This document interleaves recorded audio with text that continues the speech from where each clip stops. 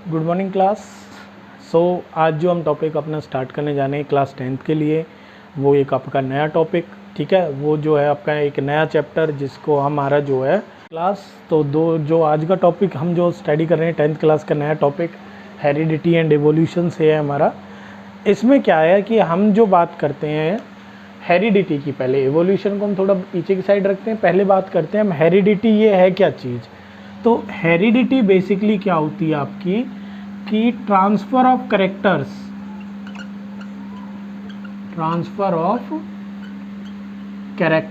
From parents to offspring, that is heredity. कि आपके जो कैरेक्टर्स हैं वो पेरेंट्स से ऑफस्प्रिंग में किस तरीके से ट्रांसफ़र हुए होते हैं, वो सारी की सारी चीज़ें क्या कहलाती हैं आपकी हेरिडिटी। जब हम हेरिडिटी में आगे की तरफ चलते हैं तो हेरिडिटी में जो सबसे पहली बात हम यहाँ पे स्टडी करते हैं कि एक हमारा जो फादर ऑफ हेरिडिटी वो है आपके ग्रेगर जॉन मेंडल। ये आपके father of evolution father of genetics के या फादर ऑफ हेरिडिटी के नाम से जाने जाते हैं, ठीक है। आगे जब हम बात करें कि अब इनका जो डेट ऑफ बर्थ, जो डेट ऑफ ईयर है वो 1822 से 1884 तक इनकी लाइफ स्पेन थी, ठीक है। अब जो हम हेरिडिटी में आगे की तरफ पढ़ते हैं कि भाई हेरिडिटी में क्या है कि बेसिकली जो कैरेक्टर्स का जो ट्रांसफ़र होना है वो सारी की सारी क्या है हेरिडिटी कहलाती है, पेरेंट्स से ऑफस्प्रिंग में जो जाते हैं, ठीक है। अब मेंडल ने जो इस पर एक्सपेरिमेंट स्टार्ट किया था वो था अपना किसके ऊपर, पी प्लांट। पी प्लांट के लिए मेंडल ने अपना एक्सपेरिमेंट स्टार्ट किया, ठीक है। अब ये पी प्लांट, अब क्वेश्चन यहाँ आता है कि मेंडल ने पी प्लांट ही क्यों चूज़ किया, कि why Mendel choose pea plant. तो इसका एक क्या रीज़न था, एक तो इजीली अवेलेबल, बहुत ही आसानी से अवेलेबल हो जाता है। सेकेंडली जो होता है हमारा ये आपका क्या है, शॉर्ट लाइफ स्पेन,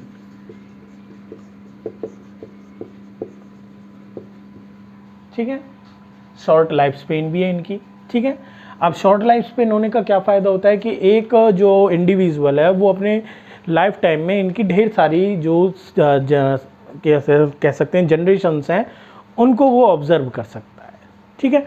तो ये रीज़न था। एक इसमें जो करेक्टर्स जो थे वो सारे के सारे सेपरेट थे, आइडेंटिफाई जो इसने मेंडल ने करेक्टर चूज़ किए वो सारे के सारे डिफरेंट थे, ठीक है, और उनके बीच में कोई रिलेशन भी इसको देखने को नहीं मिला। तो ये मेंडल ने जो पी प्लांट सेलेक्ट किया वो ये रीज़न रहे उसके, ठीक है।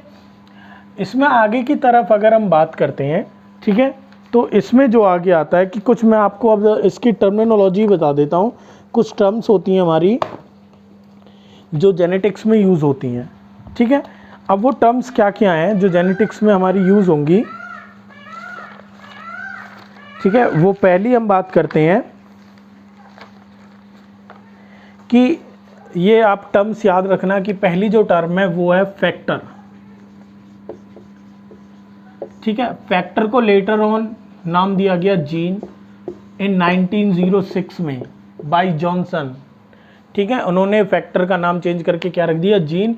और जीन क्या होती है, smallest unit of heredity, smallest and functional unit of heredity is known age factor. Mendel इनको फैक्टर कहता था, बाद में इनका जो है कि वो चेंज हो गया नाम, 1909 में वो जॉनसन उन्होंने इसका नाम क्या रख दिया, चेंज करके जीन रख दिया, ठीक है। दूसरा जो है वो है एलील। एलील्स क्या होते हैं, एलील्स होते हैं कि a pair of genes, gene का जो एक पेयर है दैट कंट्रोल अ कैरेक्टर या that express a character, that express a character are known as alleles. अब एलील्स में भी होमोजाइगस, अगली जो टर्मिनोलॉजी है इसमें होमोजाइगस और हेट्रोजाइगस। अब होमोजाइगस और हेट्रोजाइगस क्या है कि अगर जो ये पेयर ऑफ जीन्स हैं वो सिमिलर है, एक जैसी हैं, सेम अगर हैं तो वो क्या कहलाएगा, सेम अगर जीन्स का जो ग्रुप बन रहा है दैट इज होमोजाइगस, और अगर आपके डिफरेंट जीन्स का जो ग्रुप बन रहा है, डिफरेंट जीन्स का जो ग्रुप है दैट इज हेट्रोजाइगस। सेम है तो होमोजाइगस और डिफरेंट है तो हेट्रोजाइगस। ये तीसरी टर्मिनोलॉजी इसके अंदर हम यूज करते हैं। पहली फैक्टर हुई, सेकंड जो हुई हमारी दैट इज एलील्स, तीसरी और चौथी जो है हमारी होमोजाइगस और हेट्रोजाइगस जो होते हैं। होमोजाइगस में सेम पेयर ऑफ जीन्स आते हैं और हेट्रोजाइगस में डिफरेंट पेयर ऑफ जीन्स आते हैं। ठीक है, अगली जो टर्मिनोलॉजी है आगे जो हम इसमें यूज करते हैं, ये टर्म्स याद रखना कि जो जो इसमें हम यूज कर रहे हैं। आगे आते हैं डोमिनेंट एलील्स और रिसेसिव एलील्स। डोमिनेंट एलील्स और दूसरे हो गए रिसेसिव एलील्स। डोमिनेंट एलील्स क्या होते हैं? डोमिनेंट एलील्स बेसिकली जो हैं आपके कि इस तरीके के जो आपके दो एलील्स विच एक्सप्रेस इटसेल्फ। ठीक है, डोमिनेंट एलील्स क्या है कि द एलील्स या the gene that express the group that express itself in several generations, तो वो क्या कहलाएगा आपका डोमिनेंट। और जो अपने आप को एक्सप्रेस नहीं कर रहा है, जो हमेशा सप्रेस रह रहा है, that is known as recessive. ठीक है, तो एक डोमिनेंट हो गया, एक क्या हो गया आपका रिसेसिव। इसके बाद अगला जो आता है नेक्स्ट जो है हमारी दैट इज जीनोटाइप और फिनोटाइप। ये जीनोटाइप और फिनोटाइप क्या चीज है? Genotype and phenotype. Genotype and phenotype these are the two type of ratios. इनमें जो अगर जीनोटाइप की हम बात कर रहे हैं तो ये शो करता है उसका जेनेटिक मेकअप। ठीक है, कि आपका जो भी इंडिविजुअल है उसके जेनेटिक मेकअप कैसा है वो कौन शो करेगा? जीनोटाइप। और उसका फिजिकल अपीयरेंस क्या होता है वो शो करता है फिनोटाइप। इसमें आ जाती है फिजिकल ऑब्जर्वेशन। आपका फिजिकली वो कैसा है तो वो आ जाते हैं आपकी क्या? फिनोटाइप और जीनोटाइप। ठीक है, इसके बाद आगे जो हम बात करते हैं अगला जो आता है दैट इज वही होमोलोगस क्रोमोसोम। होमोलोगस क्रोमोसोम, ठीक है, होमोलोगस क्रोमोसोम्स क्या कहते हैं? देखिए, एक होता है होमोलोगस और एक हेट्रोलोगस।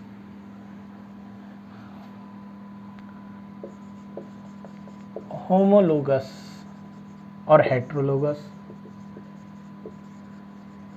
होमोलोगस जो होंगे जो आपके ऐसे क्रोमोसोम जो बिल्कुल ही सिमिलर हों, ठीक है, शेप में, साइज में, स्ट्रक्चर में जो बिल्कुल ही सिमिलर हों, ऐसे जो क्रोमोसोम्स होते हैं उनको कहते हैं हम होमोजाइगस, जो आपकी होमोलोगस क्रोमोसोम। और हेट्रोलोगस जो क्रोमोसोम्स होंगे वो डिफरेंट शेप, डिफरेंट साइज के भी पेयर बन के हम बन सकते हैं।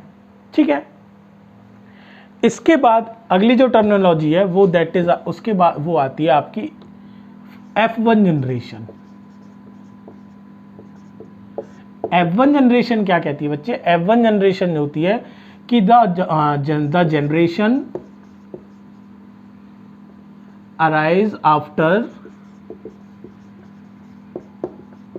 The generation arise after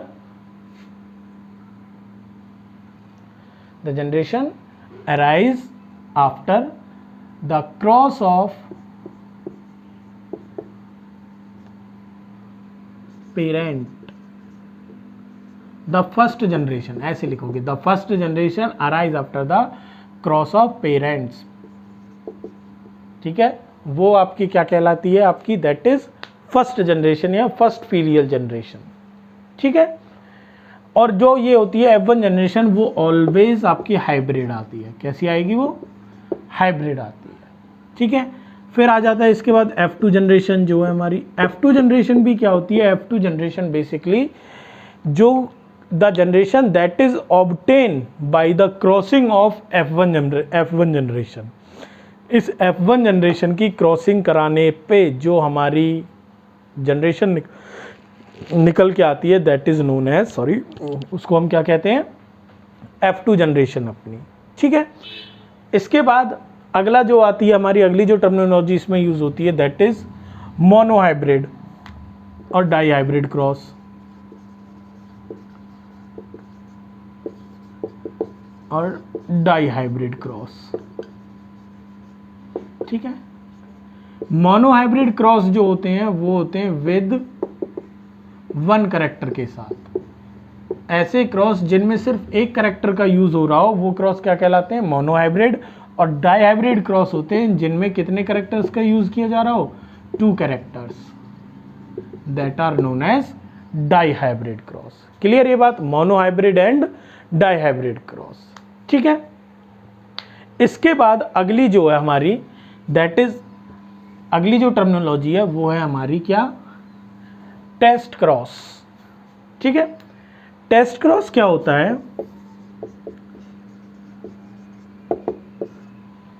test cross basically होता है आप लोगों का कि जो F1 जनरेशन जो आती है हमारी, उसका क्रॉस हम किसी भी एक पेरेंट के साथ अगर हम करा रहे हैं, ठीक है, किसी भी एक पेरेंट जो होता है आपका दैट इज उसके साथ जो सॉरी एक पेरेंट नहीं, जो रिसेसिव जो पेरेंट है, ठीक है, अगर हम F1 जनरेशन की जो क्रॉस है वो रिसेसिव पेरेंट के साथ कराते हैं तो that cross is known as test cross, ठीक है।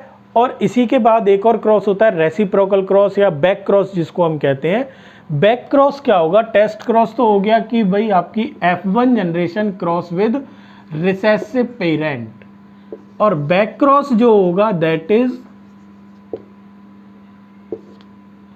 F1 generation cross with either one of their parents. आप रिसेसिव से कराओ या डोमिनेंट के साथ कराओ, वो क्या कहलाता है उसका, रेसिप्रोकल क्रॉस, ठीक है। तो ये बात थी हमारी कुछ जो टर्मिनोलॉजी इस चैप्टर के अंदर यूज होती हैं, ठीक है। अब इसके बाद मेंडल ने जो क्रॉस किया, हम उसकी मैकेनिज्म के बारे में देखते हैं कि उसने क्या इसमें एक्सपेरिमेंट किया, ठीक है। Mendel's experiment,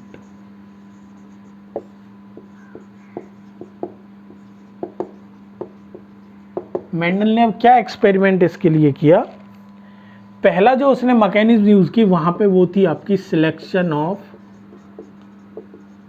parents. फर्स्ट क्या था, सिलेक्शन ऑफ पेरेंट, दूसरा था उनका क्रॉसिंग, और थर्ड जो थी आपकी दैट इज सेल्फिंग। F1 जो जनरेशन आई यहाँ से उनकी क्या करानी, सेल्फिंग करानी। तो ये 3 जो उसके पॉइंट्स थे वो सारे के सारे एक्सपेरिमेंट ने मेंडल ने यूज किए, ठीक है। अब यहाँ हम बात करते हैं कि जब मेंडल ने वो पी प्लांट अपना एक्सपेरिमेंट के लिए लिया तो उसके अंदर से उसने कौन कौन से कैरेक्टर्स यहाँ पे आइडेंटिफाई किए। तो वो जो कैरेक्टर्स थे मैं उन कैरेक्टर्स को आपको बता देता हूँ। सबसे पहला जो कैरेक्टर था वो हमारा हाइट के लिए था, ठीक है। दूसरा हम कैरेक्टर ले लेते हैं फ्लावर की पोजीशन, ठीक है। थर्ड जो ले लेते हैं आपकी flower colour, fourth pod shape, fifth pod colour, sixth seed colour, और सेवंथ आपका सीड शेप। ये आपके 7 जो कैरेक्टर्स थे वो आइडेंटिफाई किए, हाइट का, flower position, flower colour, pod colour, seed shape और सीड कलर, ठीक है। ये 7 कैरेक्टर्स वहाँ उन्होंने आइडेंटिफाई किए, ठीक है। अब इनको जो हमने डोमिनेंट और रिसेसिव में डिवाइड कर रखा है, ये डोमिनेंट और रिसेसिव, इनके आप देखो फिनोटाइप देखें, हाइट कैसी होगी, या तो टॉल होगी या ड्वार्फ होगी, ठीक है भाई। 2 ही तरीके की हो सकती है, या तो टॉल होगी या ड्वार्फ होगी। फ्लावर की जो पोजीशन है वो या तो एक्सियल होगी या आपकी टर्मिनल होगी।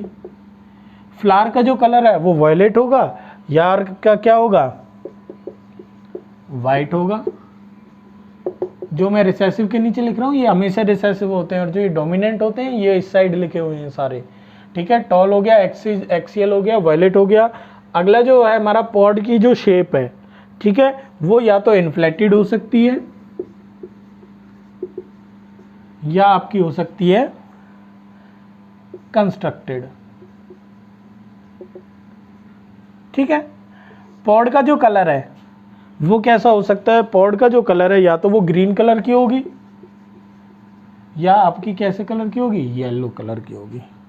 सीड का जो कलर है वो या तो येलो होगा या ग्रीन होगा, और सीड की जो शेप है वो या तो राउंड होगी या आपकी रिंकल्ड होगी। ठीक है, ये जो होता है आपका, ये है आपके जो 7 कैरेक्टर्स मेंडल ने वहाँ पे हमारे आइडेंटिफाई किए थे। ठीक है, बस अब इन्हीं 7 कैरेक्टर के बेसिस पे उन्होंने क्या, आप देखो इनको जो इनके जो एक तरीके से जो इनकी शॉर्ट तरीके हम लिख सकते हैं कि टॉल को टी से डिनोट कर रहे हैं, एक्सियल को ए से, वो सारी ये चीज़ें होती हैं कि इनके फर्स्ट लेटर से आप इनको डोमिनेंट को डिनोट कर दो और उन्हीं फर्स्ट लेटर का स्मॉल लेटर आप बना के इनके क्या आ जाएगा, रिसेसिव आपके डिनोट हो जाएंगे। ठीक है, तो ये जो बात थी हमारी, ये मैं आपकी जो थी कि जो हेरिडिटी में कुछ हमारी जो टर्म्स यूज़ होती हैं वो थी। मेंडल ने जो एक्सपेरिमेंट किया उसमें कौन कौन से कैरेक्टर्स निकल के आए वो ये रहे। मेंडल की मैकेनिज्म क्या थी वो हमने इसमें देखी, 3 इसमें मेंडल की मैकेनिज्म थी। ठीक है, तो ये सारी बातें जो थी वो हेरिडिटी चैप्टर की एक तरीके से स्टार्टिंग है। ठीक है, अब जो हम नेक्स्ट वीडियो में जो इसके बारे में अब जो डिस्कस करेंगे वो मेंडल के लॉज के बारे में डिस्कस करेंगे। ठीक है, फिर आगे की तरफ हम चैप्टर में बढ़ते हुए जाएंगे। ठीक है, तो आज के लिए हमारे पास सिर्फ यही था कि हमने सिर्फ जो आज पढ़ा कि जो टर्मिनोलॉजी हमारी इस हेरिडिटी वाले चैप्टर में यूज़ होने वाली है, उन टर्म्स के बारे में हमने थोड़ा थोड़ा इसके अंदर जाना। ओके, तो आई होप ये टर्म्स आपको समझ में आ गई होंगी। Thank you, have a nice day.